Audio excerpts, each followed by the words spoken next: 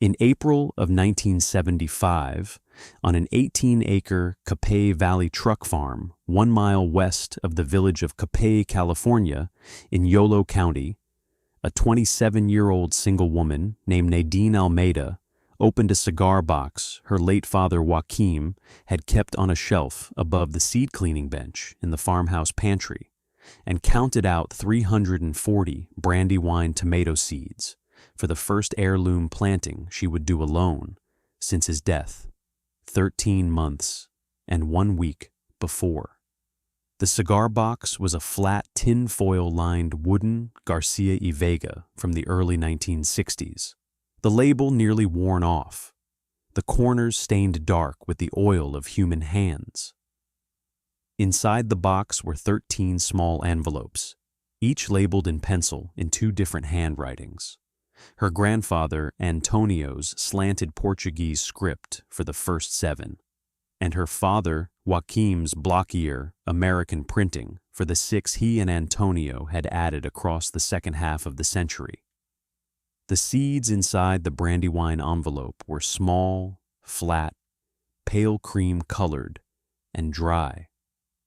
She tipped them onto a square of brown butcher paper on the kitchen table, set down a teaspoon as a counter, and went through them 10 at a time until she had reached 340. She was that morning dressed in the working clothes of a Central Valley truck farmer in the spring of her 27th year. A sun-bleached pale blue chambray short-sleeve work shirt over a faded white tank top, faded wide-leg work jeans rolled at the cuffs and dusty with the pale Yolo County loam from the seedbed she had been preparing the day before. A brown leather belt scuffed soft at the buckle, scuffed russet leather work boots, and a wide-brimmed weathered straw farm laborer hat hung on the back of the kitchen chair beside her. Her work gloves were tucked into the back pocket of her jeans. She was lean and wiry, with the hard, small muscles a person earns from years of stake pounding and stoop labor, her olive-tan skin sun-weathered already at 27, her hands young but weathered too, with a faint streak of dried green tomato leaf sap at the inside of her right wrist from the volunteer seedlings she had pulled out of the corner of the south block at dawn.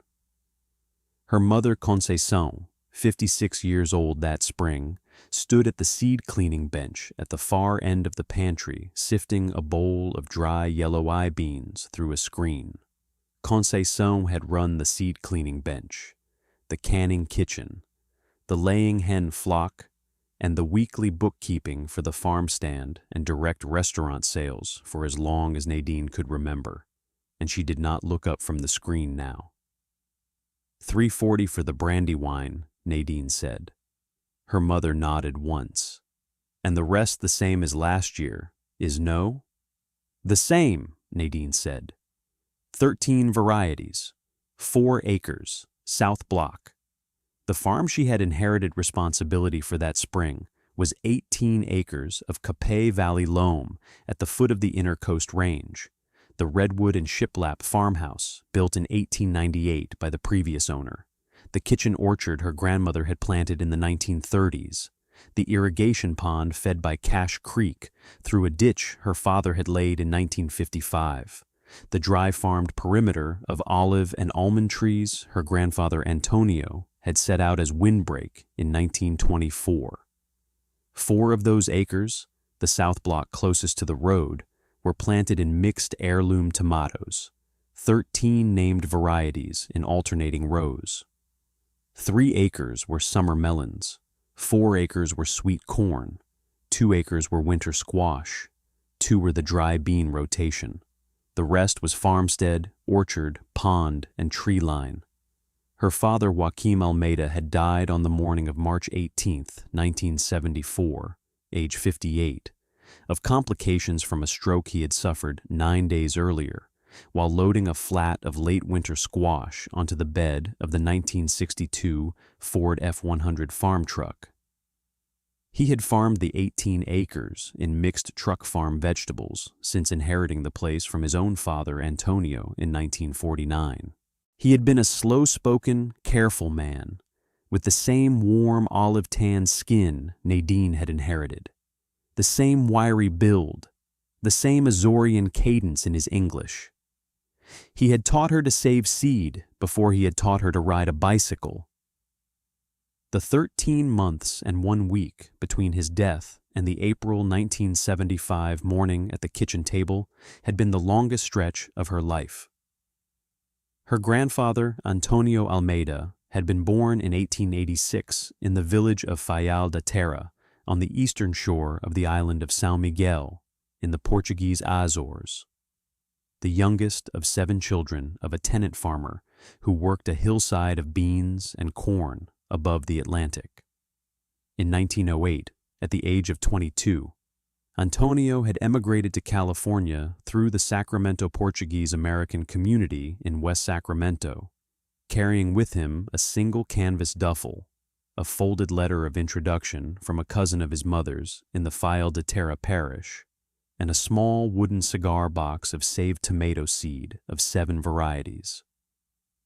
He had worked the Almeida cousin truck farms in Yolo County for 14 years before buying the Capay Valley 18 acres in 1922 for $3,400 cash, paid out of a steel lockbox he had carried with him on the train from West Sacramento to the Woodland Depot. He died on the farm in 1971 at the age of 85, with the cigar box still on the shelf above the seed cleaning bench where his son Joaquim and his granddaughter Nadine would in turn keep it after him. The 7 varieties he had brought from the Azores in the 1908 cigar box were Coração de Boi, the Italian ox heart, a great pink-orange mussel-shaped fruit that hung heavy on the vine and weighed up to 1.5 pounds, Negro Azoria, a local Azores black tomato similar to the Russian black Krim, deep mahogany purple with green shoulders and a smoky sweet flesh, Pomodoro di Pace, a small red Italian salad tomato, Pomme d'Or, a French yellow plum the size of a pullet egg, Solferino, a French dark red beefsteak named for the 1859 battle, Verde Azoria, a green when ripe variety that confused every customer who did not yet know it, and Pacific Coast Pink, a Pennsylvania Dutch pink beefsteak that Antonio had picked up at a 1914 San Francisco Pan-Pacific seed exchange in trade for a paper twist of Coração de Boi. Between 1922 and 1968, Antonio had added 6 more varieties to the cigar box. Brandywine, traded for in 1932 from an Amish seed saver who had stopped in Woodland on the train. Cherokee Purple, added in 1948 from a North Carolina collector's circular. Mortgage Lifter, added in 1953 from the West Virginia originator's stock through a mail-order seed bulletin. Mr. Stripey, added in 1959. German Johnson, added in 1962. And Yellow Pear, added in 1968. The last variety Antonio would put into the box before his hands grew too unsteady to break the dry seed cake apart.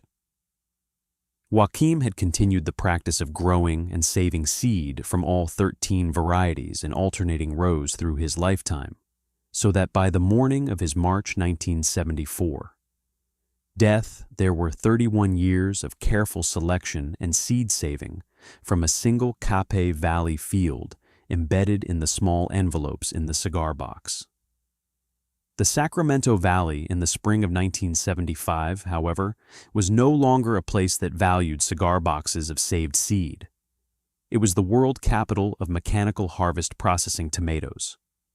In 1958, Jack Hanna at the University of California at Davis had bred the VF 145 hybrid, called in the trade California Big Red, a thick-skinned, uniform-ripening, firm-fleshed processing tomato with VF, Verticillium and Fusarium oxysporum, FEL, CF, Lycopersicae race 1, genetic resistance, bred specifically for mechanical harvest by the parallel Hanna-designed UC Blackwelder harvester. By 1973, every commercial processing tomato grown in California, over 5 million tons annually, was VF 145, on contract to the Heinz, Campbell's, Hunt's, and Del Monte canneries. The 1973 Yolo County processing tomato acreage was 42,800 acres of VF 145. The Almeida 4 acres of mixed heirloom tomatoes were, in the county production totals, a rounding error. The first of the 4 men who would mock the Almeida heirloom program between 1975 and 1977 was Dr. Howard Vossen, 56 years old that spring, the UC Davis Cooperative Extension Service processing tomato specialist for Yolo, Solano, Sutter, and Colusa counties. Howard Vossen had worked alongside Jack Hanna on the VF 145 development team through the 1950s, had stood in the test plots at the UC Davis station the summer of 1957 when the first uniform ripening line had come through, and had built the rest of his career around the science of industrial processing tomato production. He came out to the Almeida place in the 3rd week of May 1975 on an extension service field visit at the request of Conchesson, who had wanted his opinion on a small leaf curl problem in the squash block. He walked the squash block with her, prescribed a copper spray, and on the way back to his car stopped at the edge of the south tomato block and looked across the alternating rows of stake and twine trellised heirloom seedlings. "This is your tomato block," he said. "Yes, sir," Nadine said. "How many varieties?" 13. He looked at her for a long moment. "You know," he said, "we have spent the last 25 years up at Davis building a tomato that solves the problems you are about to have." "I know about the VF 145, Dr. Vossen." "Then I do not understand," he said, "why you would plant a field that is going to give you 13 different harvest dates, and 13 different sizes, and 13 different disease profiles, when there is a single uniform line that solves all of it." "My father grew these 13 varieties for 31 years, she said. "My grandfather brought 7 of them from the Azores in 1908. "That," he said, "is family history. It is not agriculture." He nodded to her, climbed into his state car, and drove back to Woodland. The second mocker was Dwight Kreutzer, 49 years old, the regional field operations supervisor for the H.J. Heinz Company West Coast processing operation, based at the Heinz Stockton Cannery.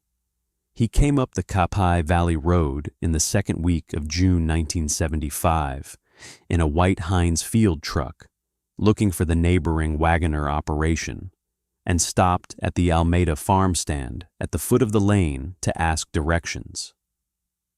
He saw the small chalkboard sign, "Heirloom tomatoes coming July, pre-orders welcome," and laughed once, short and dry. "Hobby crop," he said to Nadine, who had come out from the packing shed. "There is no money in hobby crop, miss. You want to make money in this valley, you sign a Heinz contract for 100 acres of VF 145, and you ride the cannery truck." "I do not have 100 acres, she said. "That," he said, "is the problem, is it not?" He drove on up the road to Wagoners. The third mocker, Gilbert Gill Wagoner, 51 years old, was the immediate neighbor to the east on the Kapai Valley Road. Gill Wagoner had in 1969 ripped out his late father's 240-acre mixed vegetable operation and planted 320 acres of VF 145 on a 5-year Heinz contract that was, in the summer of 1975, the most lucrative agricultural agreement in the immediate Kapai Valley.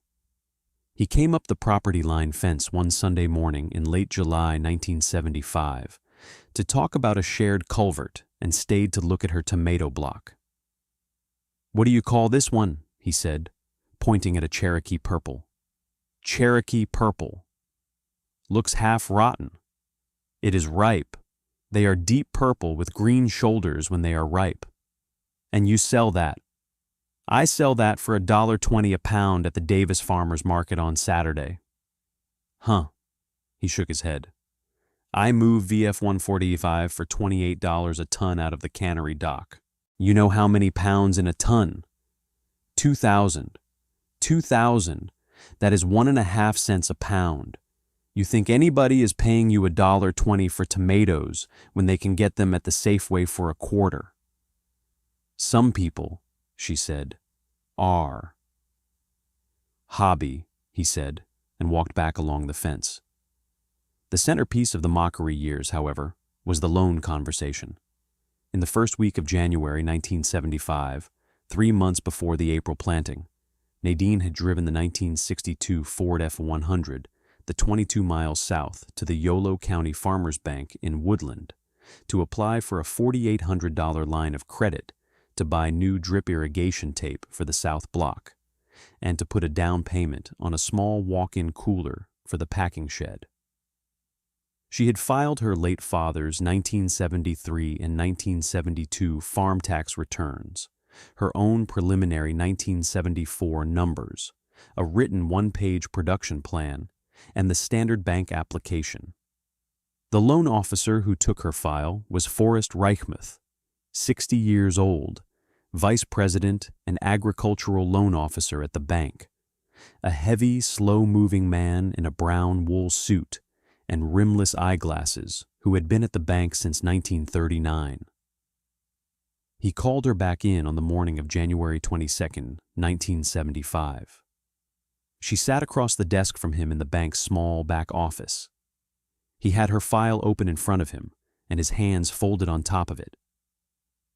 "Miss Almeida," he said, "I have reviewed your application carefully and I am going to have to decline it." "May I ask why, Mr. Reichmuth?" "Because," he said, "what you have described to me in this application is not a viable bank-supportable agricultural enterprise. It is a hobby, your father's heirloom tomato hobby, may God rest him. I knew Joachim well, and I have nothing but respect for the man and for what he did with this place over 30 years. But this bank cannot lend $4,800 against a 4-acre block of 13 unnamed tomato varieties when the same 4 acres planted in VF 145 would generate a contract guarantee from the H.J. Heinz Company in Stockton. Do you understand?"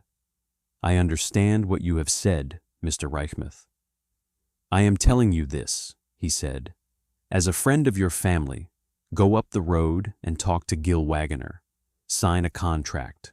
Plant the VF 145. I will write you a line of credit for $15,000 against a Heinz contract this afternoon. But I cannot write $4,800 against your father's seed box."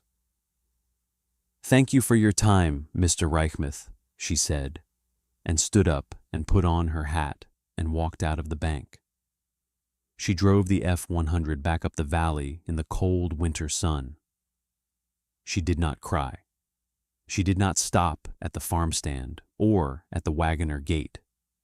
She drove straight up the lane, parked the truck at the packing shed, walked into the kitchen, hung her hat on the chair, and said to Conceição, who was at the canning bench, "He said no." "Aye," Conceição said. "Then we do it without him." She kept slicing apples. That was the conversation that set the shape of the 3 years that followed.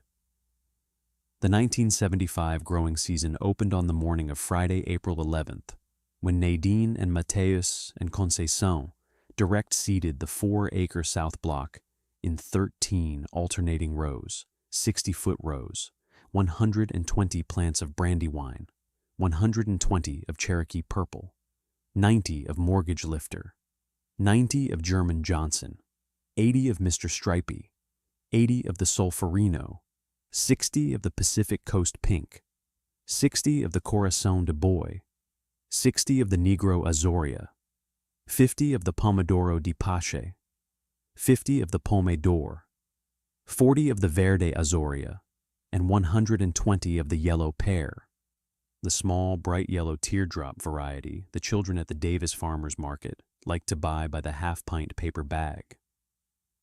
Mateus, 21 that spring, a junior at UC Davis studying viticulture and pomology, had driven up from Davis on the Thursday evening and would drive back the following Sunday night for his Monday 8 o'clock plant physiology section. Through May and June, they hand-staked the South Block with the redwood grape stakes Joachim had cut and split out of the lower windbreak in the winter of 1971, tying each plant in two places with soft jute twine off the spool Conceição kept on the seed bench. They ran the drip irrigation Joachim had installed in 1969, half-inch black polyethylene mainline with 1/8 inch emitter tape, the same system most of the Capay Valley would not adopt for another decade. Through July, the fruit set came in slow and uneven, the way it always did with the older varieties, the Brandywine and the Cherokee Purple lagging the Mortgage Lifter by 10 days, the Yellow Pear ahead of everything. By the first week of August, the South Block was full of the slow, fragrant, irregular ripening that no mechanical harvester in the world could have managed, and no contract cannery would have accepted. They harvested by hand into wooden lug boxes Mateus had built in the winter, each box lined with newspaper to soften the fruit, each box labeled with a chalk mark for variety. They grated on the packing shed bench under the bare bulb at dawn before the heat came up. They loaded the F-100 on Friday night for the Saturday morning Davis Co-op Farmers Market, and on Tuesday night for the Wednesday morning Sacramento Pacific Avenue Produce Wholesale Dock. The Davis Market that first season was held in the parking lot of the old Central School on 4th Street, where a small group of growers had been meeting under a hand-painted banner since 1974. Nadine's table on the August Saturdays of 1975 was 3 8-foot planks across 2 sawhorses, covered in clean butcher paper, with each variety in its own shallow basket, and a small hand-lettered card naming the variety and the price. The Brandywine was $1.20 a pound. The Cherokee Purple was $1.10. The Mortgage Lifter was 90 cents. The Yellow Pear was 60 cents a half pint. A young woman in a blue cotton dress, who would later be identified in Nadine's small leather account book only as the Chez Panisse buyer, came to the table for the first time on the morning of Saturday, August 16, 1975, took a Brandywine in her hand, looked at it for a long moment, and bought 30 pounds at wholesale rate of 80 cents a pound, asked Nadine for a regular weekly delivery, and gave her a slip of paper with a Berkeley telephone number and the name of a restaurant on Shattuck Avenue.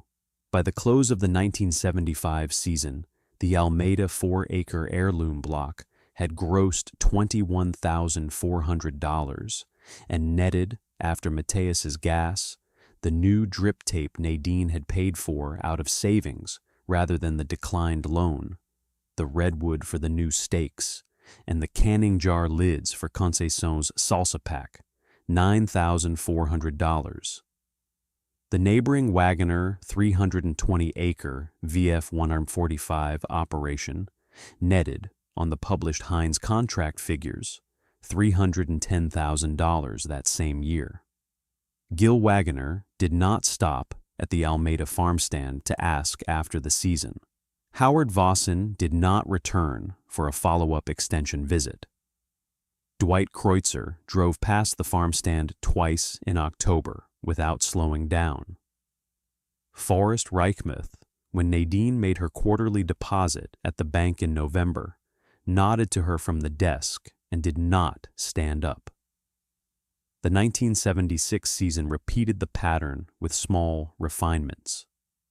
They had figured out, by then, that the Brandywine wanted to be at the south end of the block where the morning sun hit first, that the Verde Azoria needed an extra week of dry down before pick, that the Corazon de Boy was prone to a small shoulder crack if the irrigation came on too heavy in the 3rd week of July.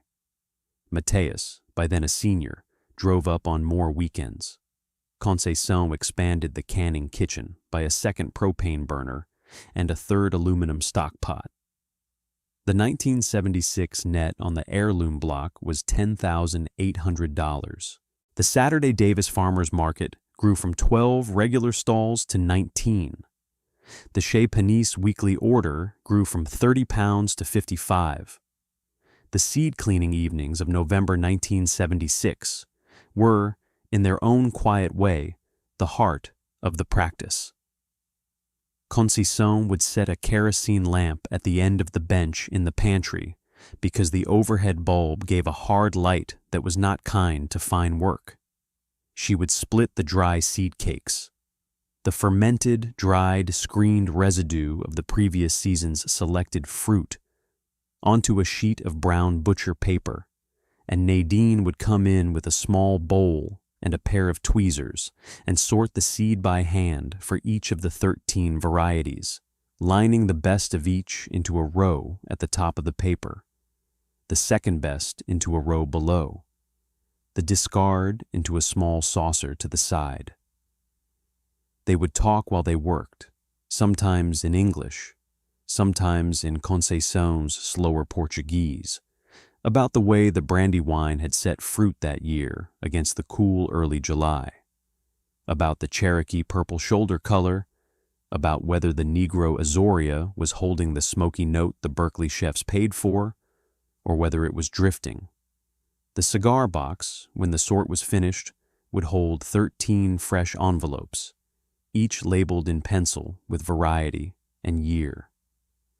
The bench, by midnight on those evenings, smelled of seed and lamp oil, and the last of the autumn tomato dust on the work clothes hung by the door. The 1977 season repeated again. They planted the same 13 varieties in the same alternating rows. They hand-staked. They drip-irrigated. They harvested into the same wooden lugs. The 1977 net was $11,800. Mateus graduated from UC Davis in June 1977 with a bachelor's degree in viticulture and pomology and took a position as assistant vineyard manager at a small Napa winery, keeping his weekend availability for the August and September harvest. Concession passed her 58th birthday in October. Nadine turned 29 in November. The mockery through those 3 seasons did not stop. Howard Vossen, in a December 1975 Cooperative Extension County newsletter, listed the Almeida operation in a small back-page table of minor specialty growers and did not mention it in the body of the newsletter at all. Dwight Kreutzer, when he passed her at the Kapai General Store in March 1977, said, "Still in the hobby business, Miss Almeida." Gil Wagoner, in the spring of 1977, signed a contract renewal with Heinz for a further 5 years and 320 acres. Forrest Reichmuth, in November 1977, declined a second small Almeida loan application, $3,200 for a used reach-in cooler, with substantially the same language he had used in January 1975. Nadine paid for the used cooler out of the 1977 net and did not raise her voice in his office. In late October of 1977, however, something began to move in the Yolo County processing tomato fields that none of the 4 mockers would have predicted. A handful of field reports, first one in the West County, then 2 more across the river in Solano, then a 4th and a 5th back in Yolo, described isolated VF145 plantings showing late-season vine collapse that did not match the symptom pattern of any of the diseases the VF145 hybrid had been bred to resist. The vines wilted in the afternoon and did not recover in the cool of the morning. The vascular bundles, when a sample was sliced, were stained a faint brown. The fruit that had set was small and soft. The samples went up to the UC Davis Plant Pathology Laboratory in the first week of November and came back 10 days later with a diagnosis no one at the extension office wanted to write down. It was Fusarium oxysporum, FSP, lycopersicea, but it was not race 1. It was a race 2 strain that the VF-145's race 1 resistance did not cover. The December 1977 internal UC Davis Vegetable Crops Department memo that circulated among Howard Vossen and his counterparts at the Sutter and Colusa extension offices acknowledged, in 3 short paragraphs of careful institutional language, that the VF resistance was breaking. The memo did not go out to growers. It went into a file drawer. The 1978 spring planting opened normally. Commercial growers in Yolo, Solano, Sutter, and Colusa counties, looking at a strong forward contract market with Heinz, Campbell's, Hunt's, and Del Monte, went in heavy on VF-145, in some cases expanding their plantings by 10 or 15% over the prior year. Gil Wagoner held his 320 acres steady. Nadine planted her 13 varieties on her 4 acres in the South Block on the morning of Tuesday, April 11th, 1978, with Mateus driving up from Napa for the weekend and Conceição running the seed bench. She did not know about the December memo. No one at the extension had told her. The first dying vine reports of the 1978 season came in from the West Yolo VF-145 fields in the second week of June. By the end of June, there were 31 separate field reports across the 4-county area. By the second week of July, the rate of new reports had doubled.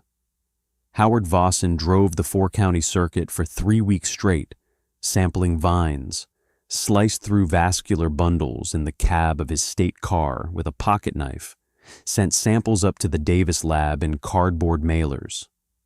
The lab came back each time with the same Fusarium race 2 diagnosis. By the third week of July 1978, the county-level Fusarium race 2 incidence reports were running 14% across Yolo County VF-145 fields. By the first week of August, they had climbed to 31%. By the second week of August, Howard Vossen had stopped sleeping more than 4 hours a night. On Wednesday, August 23, 1978, the Heinz Stockton Cannery Field Office, under the signature of Dwight Kreutzer, sent telegrams to 14 of its largest Yolo County growers, warning that contract force majeure could be invoked on any field testing above 25% Fusarium incidence. On the morning of Thursday, August 24th, Heinz invoked the clause. The telegrams went out by the close of business. Gil Wagoner received his on the late afternoon mail run. On the morning of Sunday, August 27th, 1978, Howard Vossen and an extension field tech walked the Wagoner 320-acre block with sampling stakes and a clipboard. They walked 32 test transects and pulled vine samples from each. The samples were stained and read in a portable kit in the back of the state car at the property gate. The reading was 53% Fusarium race 2 and 24% verticillium combined. Howard Vossen wrote the figures on a single sheet of carbon paper, signed it, handed the top copy to Gil Wagoner over the hood of the state car, and drove on to the next farm.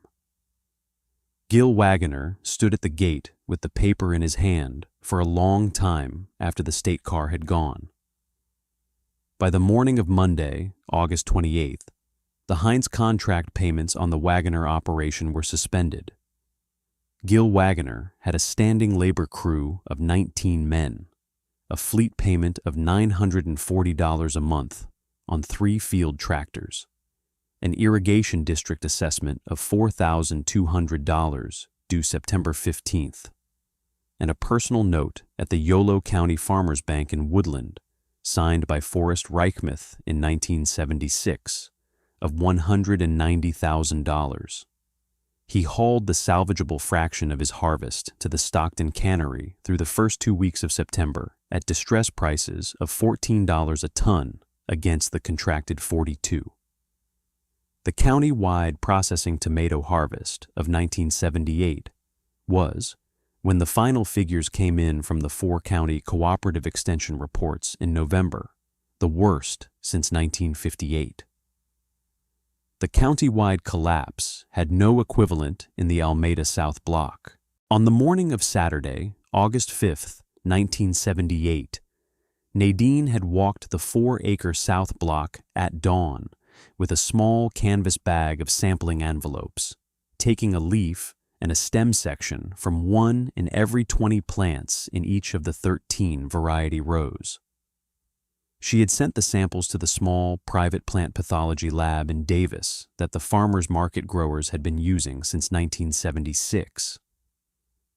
The lab had come back on the morning of August 12th with a written report: 3% Fusarium race 2 incidence and 1% verticillium across the 13 variety mix. The genetic diversity was the resistance.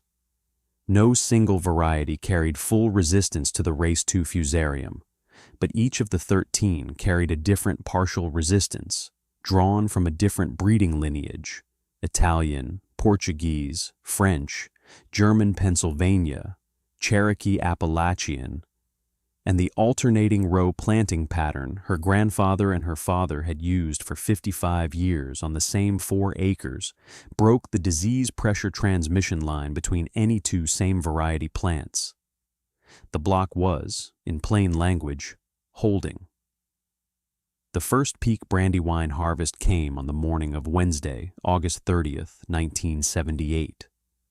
Nadine and Conceição and a hired pick helper named Rosa Mendez from Esparto worked the Brandywine row from 6 in the morning to 10, filling 28 wooden lug boxes with the great pink-red heart-shaped fruit, each one weighing between 14 ounces and 1.75 pounds, the shoulders faintly green-streaked, the flesh inside, when one split for the kitchen, dense and dark and dripping. The first peak Cherokee Purple came on the morning of Monday, September 4th. 22 lugs of the deep purple with green shoulders fruit, smaller than the Brandywine, more delicate, with the smoky, almost wine-like flavor the Berkeley restaurant chefs had spent 3 seasons learning to use. The first peak, Mr. Stripey, came on the morning of Saturday, September 9th. 16 lugs of the yellow and red marbled fruit, mild and sweet, that the Sacramento wholesale buyers had been begging for 6 weeks. The Saturday Davis Farmers Market of September 2nd, 1978, was the first market of the year at which Nadine's Brandywine sold for $2.20 a pound retail. The Wednesday Sacramento wholesale of September 6th was the first at which her Brandywine moved at $1.40 a pound wholesale. The Chez Panisse weekly order by the second week of September was up to 140 pounds. The commercial VF 145 fresh market price that same week was 18 cents a pound. By the morning of Friday, September 15th, 1978, the Alameda 4-acre Heirloom block had grossed across the farmer's market, the wholesale dock, the restaurant accounts, and the farm stand, $23,100 in the calendar month of September alone, with 2.5 weeks of harvest still to come. The full 1978 season net would, by the time Conceição closed the books on the kitchen table in the second week of November, run $32,400 against the prior 1977 net of $11,800. Gil Wagoner, on the same accounting calendar across the property line fence, would close 1978 at a net loss of $143,000 on his 320 acres. The evening of Thursday, September 14th, 1978, was warm and still, and smelled of the dust the harvest crews had thrown up across the county all afternoon. Nadine and Conceição had finished a late supper of cold sliced brandy wine on bread with olive oil from the windbreak press, a small piece of dry-cured Portuguese sausage, and coffee. The kitchen window was open. The sun had set behind the inner coast range an hour earlier, and the western sky was still pale orange above the ridge. They heard the gravel of the lane under tires. A green Chevrolet pickup, dust-coated with the Wagoner brand on the door, came up the lane and stopped at the foot of the porch steps. Gil Wagoner got out. He did not slam the door. He took off his ball cap and held it in both hands in front of his belt. He climbed the 3 porch steps slowly. He knocked on the screen door frame with one knuckle. Conceição went to the door. "Mr. Wagoner." "Mrs. Almeida, good evening. Is Nadine home?" "She is at the table. Come in. Coffee." He came into the kitchen and stood at the end of the table with the ball cap in his hands. Nadine looked up from a small ledger she had been totaling and set the pencil down. "Gil." "Nadine," he said, "I would like to ask you a question, if you have a minute." "Sit down, Gil." He sat down across the table from her. Conceição put a small, white cup of coffee in front of him and another at Nadine's elbow. He turned the cup once and did not drink. "You know what is happening at my place," he said. "I have heard, yes. They suspended the contract on the 24th. I have been hauling at $14 a ton. The Stockton scale master would not even look me in the eye on Tuesday." "Aye," Conceição said from the stove. "I am sorry to hear." "What I wanted to ask," he said. He stopped. He turned the cup again. "What I wanted to ask is whether you have seed to spare, and whether you would be willing, when the time comes, to teach me how you do this. The varieties, the alternating rows, the hand pick, the market." He looked up at her. "I do not know how to grow tomatoes that anybody but Heinz wants to buy. I never have. I would like to learn." Nadine looked at him for a long moment. She did not speak with any heat. She did not speak with any softness either. She said, "I have seed, Gil. I will need to clean and dry the 1978 saves first. By February, I will have full packets of all 13 varieties. You can have a starting share of any of them. We will sit down in March and plan a block. I will walk it with you through the season." "Thank you, Nadine." "You are welcome. I owe your father an apology, may God rest him, and your grandfather. I should have known better. My own father grew 6 varieties on this place before I tore it out. I knew, and I tore it out anyway." "He knew you, Gil. He never held it against you. Neither do I." Gil Wagoner sat at the kitchen table for another 20 minutes. He drank the coffee. He talked with Conceição about her hens. He stood, put the ball cap back on his head, thanked them both at the door, and walked down the porch steps to the green pickup. They heard the gravel under the tires of the truck going down the lane until it turned out onto the Capé Valley Road and was gone. On the morning of Sunday, October 8, 1978, a written letter arrived at the Almeida farmhouse on the official letterhead of the University of California at Davis Department of Vegetable Crops. The letter was signed by Howard Vossen and by the chairman of the department. It requested, in 3 carefully worded paragraphs, Nadine's permission to formally document the 13 Almeida Heirloom varieties for the UC Davis Vegetable Crops germplasm collection, with seed samples to be deposited in the long-term germplasm storage at the Davis Station and at the USDA National Seed Storage Laboratory in Fort Collins, Colorado. The letter offered to send a graduate student and a field tech to the farm in the spring of 1979 to document the planting protocol and to collect representative seed lots under formal accession procedures.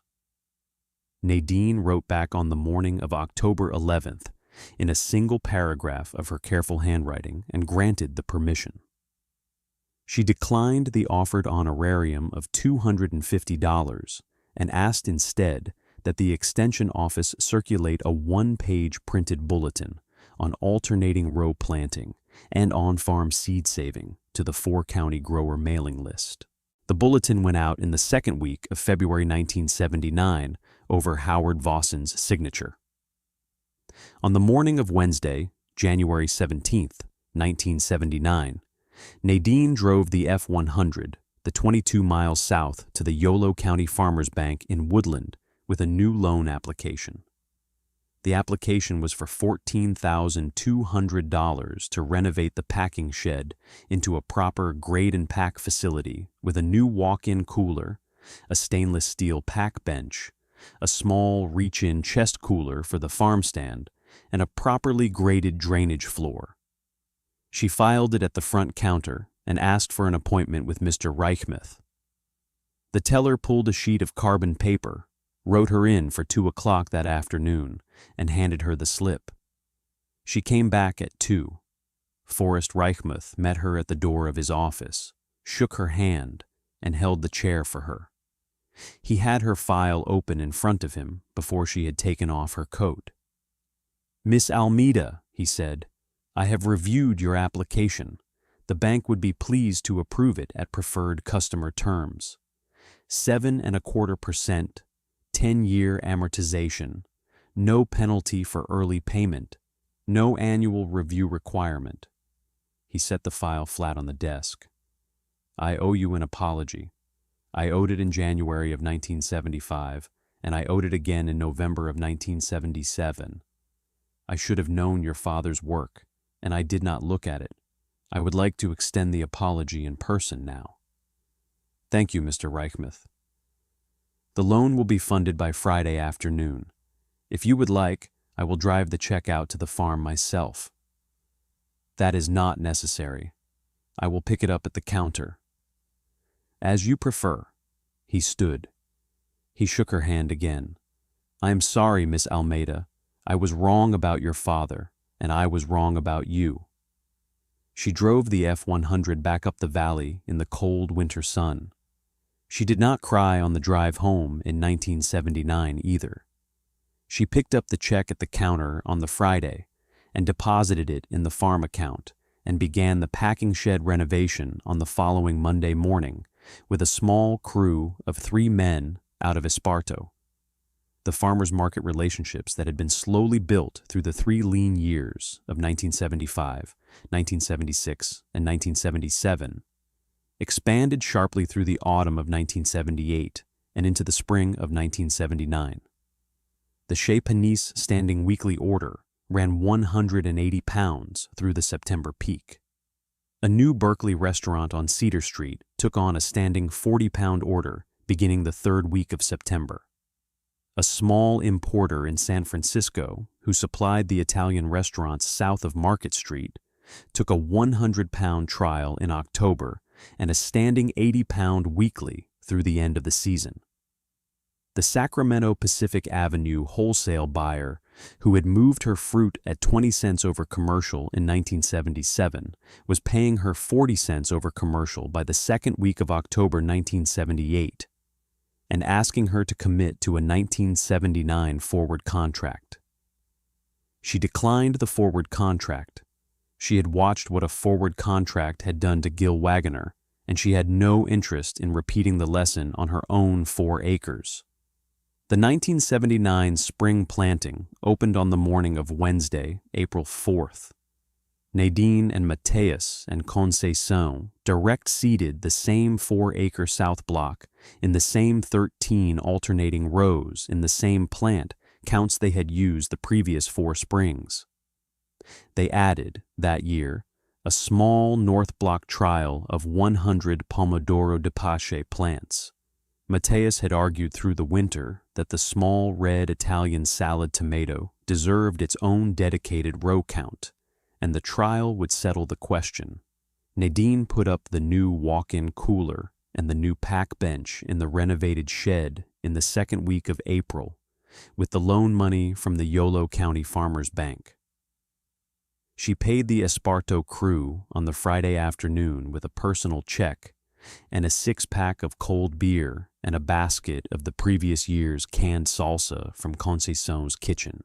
The slow word-of-mouth spread of Heirloom production through the early 1980s in the Capay Valley did not happen because anyone had announced it. It happened the way these things happen in a small valley, over fence lines, over the back tables of the Capay General Store, in the parking lot of the Esparto Catholic Church after Sunday Mass, at the Davis Farmers Market on a Saturday morning. Gil Wagoner planted a 4-acre Almeida seed line heirloom block on the south corner of his place in the spring of 1980, with Nadine walking it with him on 3 planting visits in March and on a once-a-week follow-up through the growing season.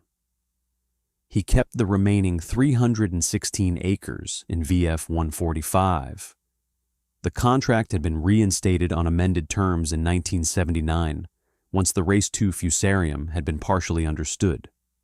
But the 4-acre heirloom corner out-earned the contract block on a per-acre basis by the close of the 1981 season, and by 1983, Gil Wagoner had converted 40 acres of the 320 to mixed heirloom production, and was selling at the Davis and Sacramento markets under his own farm stand sign.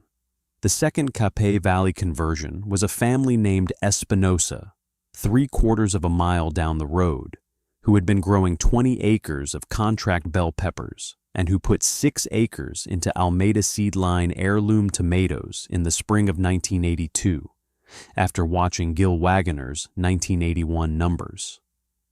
The third was a young couple, the Tanakas, who had come back to the valley in 1981 to take over the wife's grandfather's 12-acre orchard place, and who put 4 acres of the cleared lower orchard into Almeida line Brandywine and Cherokee Purple in 1983. The fourth, in 1984, was a family named Reyes out of Esparto, who put 2 acres on a leased back corner of the church property into mixed heirloom production for the local market. By the end of 1985, 4 Capay Valley families had converted small operations to heirloom vegetable production, all of them growing some fraction of the original 13 Almeida varieties on seed lines, traceable to the Almeida cigar box on the kitchen shelf.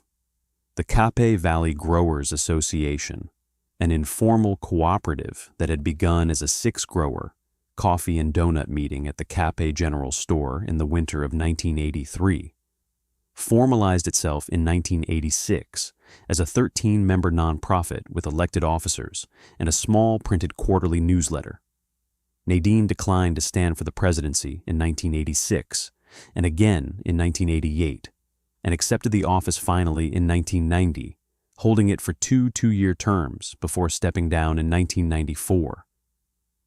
The association's first formal project, in the spring of 1987, was a shared seed cleaning facility in a converted dairy barn outside Esparto, modeled in its workflow on the bench Conceição had run in the Almeida pantry since 1949. By 1992, the Capay Valley count, as documented in the first formal California Certified Organic Farmers Regional Census of small Yolo County operations, was 18 certified organic heirloom vegetable farms, several of them traceable directly to Almeida seed stock. The Saturday Davis Farmers Market that had begun with 12 stalls in a school parking lot in 1974 had, by the autumn of 1992, 94 regular vendors and a permanent shelter on 4th Street. The UC Davis Vegetable Crops Germplasm Collection formally accessioned 5 of the Almeida line varieties between 1979 and 1986. The Corazon de Boy, the Negro Azoria, the Verde Azoria, the Pacific Coast Pink, and the 1932 Almeida Selected Brandywine, under accession numbers that remain in the USDA seed bank records of the most recent published year.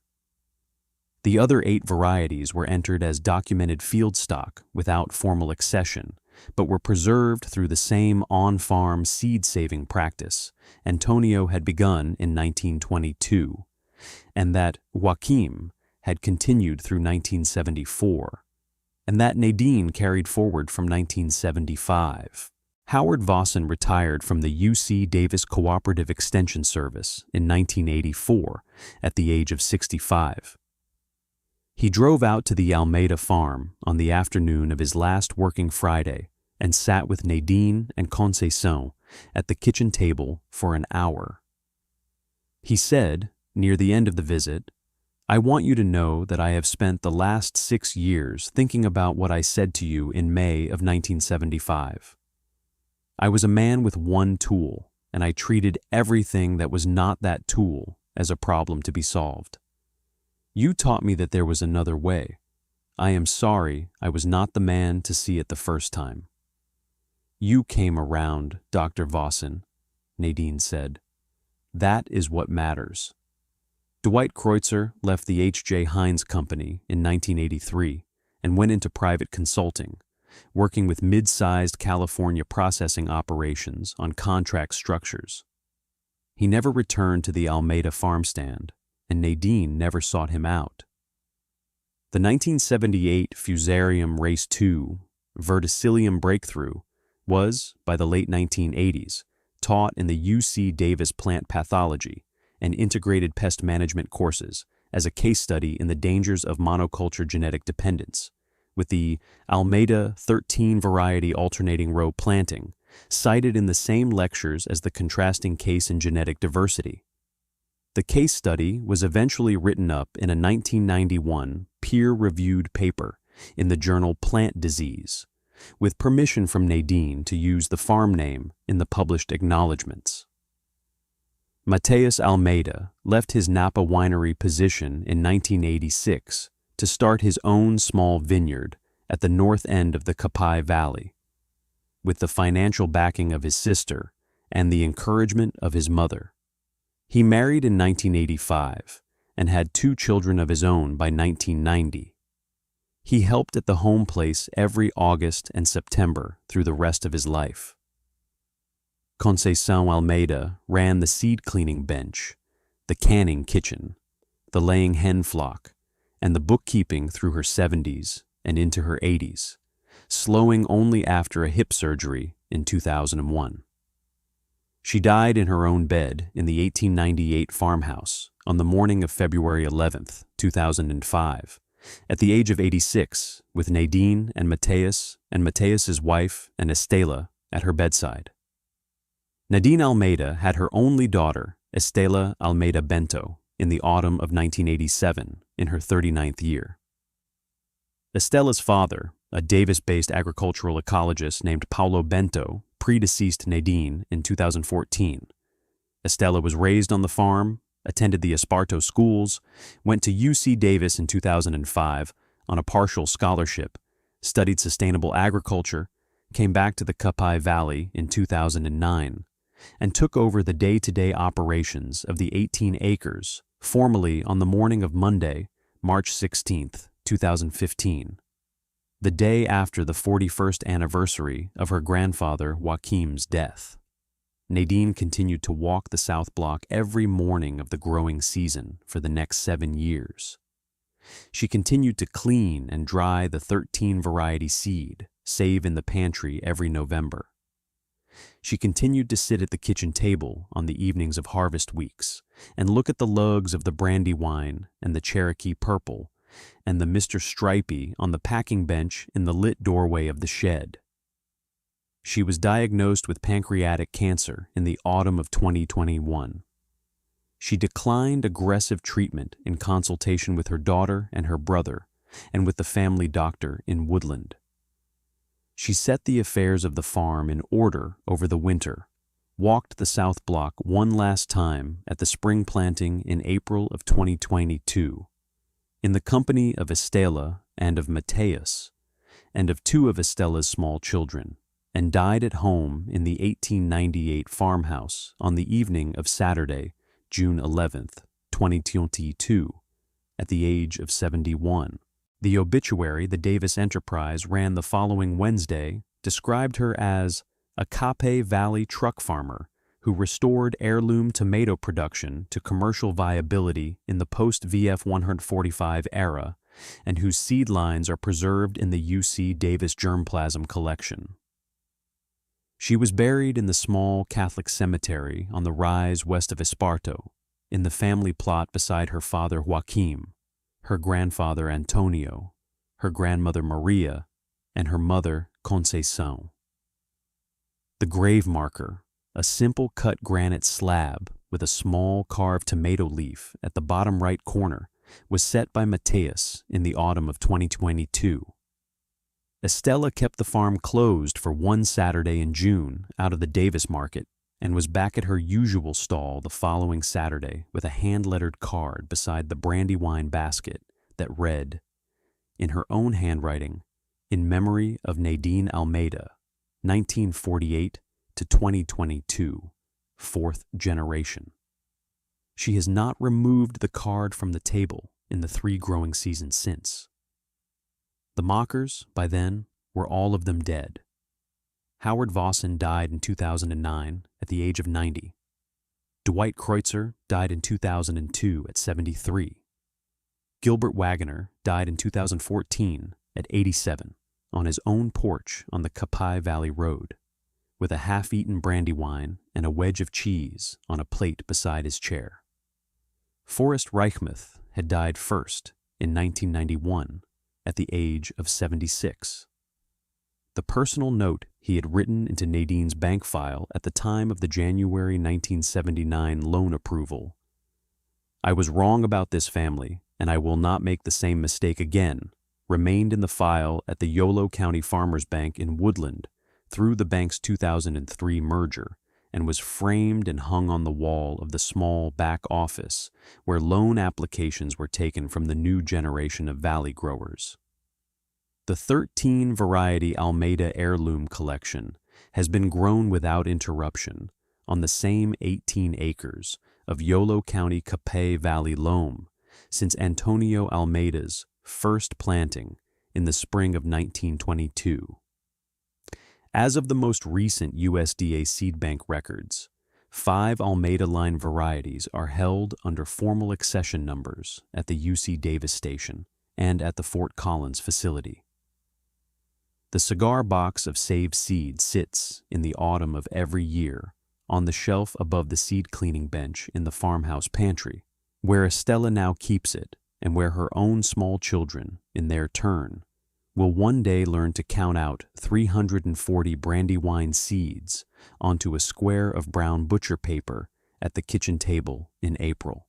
The seed line, in the year of this telling, is 102 unbroken years old. If you have ever known an average farmer who did the work nobody noticed until it mattered, leave a comment below telling us about her. And if this story stayed with you, subscribe and ring the bell. There is an average farmer in every county in America. We are telling their stories one season at a time.